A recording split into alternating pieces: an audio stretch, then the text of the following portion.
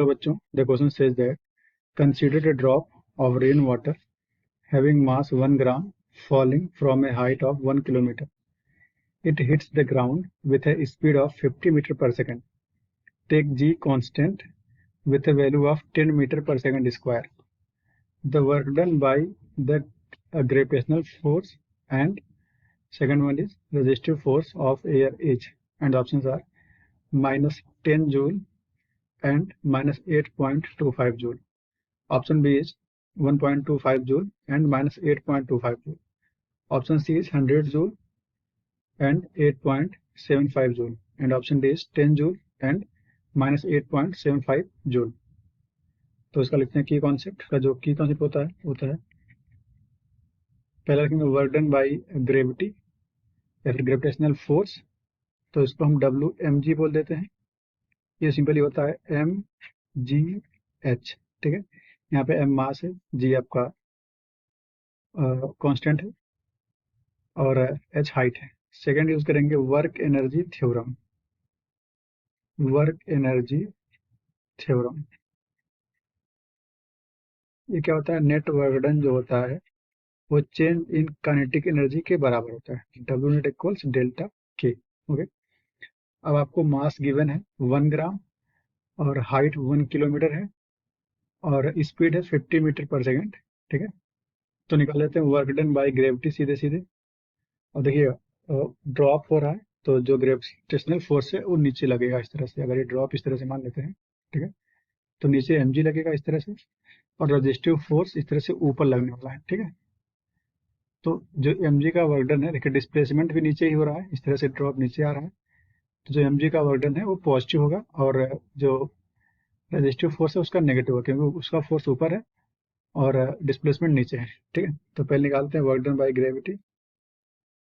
तो पहले लिखते हैं work done by gravitational force, ये हो जाएगा आपका WmG इक्वल्स mgh। पहले पुट करते हैं, m है 1 ग्राम तो इसको किलोग्राम में चेंज करते हैं, तो 1 × 10⁻³ g आपको 10 गिवन है और हाइट है 1 किलोमीटर, तो इसको चेंज करेंगे मीटर में, तो 1 × 10⁻³ तो W कितना आ जाएगा, WmG आ जाएगा आपका यहाँ 10⁻³ यहाँ +3, तो ये 0 आ जाएगा, 10 की पावर 1 हो जाएगा। तो बचेगा क्या, यहाँ पे सिर्फ 10 बचेगा, ठीक है, सिर्फ बचेगा 10 जूल। ये work done by gravitational force है 10 जूल। अब देखिएगा फिर पूछ रहा है work done by resistive force of air, ठीक है। अब लगा देते हैं आपका वही work energy theorem. Now by work energy theorem ये क्या बन जाएगा, WmG प्लस WF, जो जो रेजिस्टिव फोर्स F लगा है उसका वर्क डन क्या हो जाएगा, ये बन जाएगा K final minus K initial. देखिए K इनिशियल कितना होगा 0, क्योंकि ये ड्रॉप रेस्ट से फॉल कर रहा है, ठीक है, और K फाइनल हाफ mv² हो जाएगा। तो वैल्यू पुट कर देते हैं, तो आगे आएगा WmG 10 जूल है, तो हो गया 10 plus work done by resistive force equals half, m आपका 1 ग्राम है, 1 × 10⁻³ और v² वेलोसिटी आपको गिवन है 50 मीटर पर सेकेंड से ए हिट किया है, तो इंटू 50 का स्क्वायर, ठीक है। तो WF क्या हो जाएगा, यहाँ पे WF हो जाएगा, यहाँ देखिएगा 1/2 इंटू यहाँ कितना हो जाएगा 50 × 50 हो जाएगा